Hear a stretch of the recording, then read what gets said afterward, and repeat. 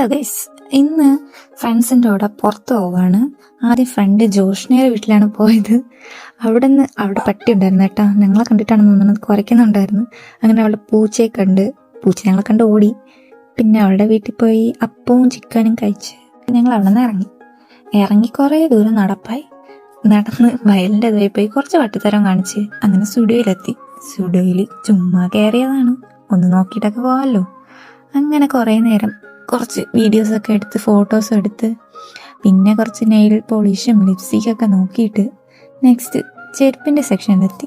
അവിടെ നിന്ന് കുറച്ച് ചെരുപ്പൊക്കെ ഇട്ട് ട്രയലൊക്കെ നോക്കി ചുമ്മാ ഒരു രസം വീഡിയോസൊക്കെ എടുത്ത് അങ്ങനെ അവിടെ നിന്ന് ഇറങ്ങി ബസ്സിൽ കയറി ഈസ്റ്റ് ഫോർട്ട് ഇറങ്ങിയപ്പോൾ എന്താ വിശപ്പടിച്ചു തുടങ്ങി. അങ്ങനെ കുറച്ച് സ്നാക്സും കഴിച്ച് വീണ്ടും അവിടെ നിന്ന് ബസ്സിൽ കയറി ഞങ്ങൾ ലുലു മാളിലെത്തി. അവിടെ ഇന്ന് എപ്പോഴും പോലെ തിരക്കൊന്നുമില്ലായിരുന്നു കേട്ടോ. പിന്നെ അവിടുത്തെ സ്റ്റുഡിയോ നമ്മൾ വെറുതെ വിട്ടില്ല, അവിടെയും ചുമ്മാ കയറി കുറച്ച് സാധനങ്ങളൊക്കെ വാങ്ങിയിട്ട് നെക്സ്റ്റ് ഫുഡ് കഴിക്കാമായിരുന്നു. ഫുഡൊക്കെ കഴിച്ച് നെക്സ്റ്റ് പോയത് ഫണ്ടൂറയിലായിരുന്നു.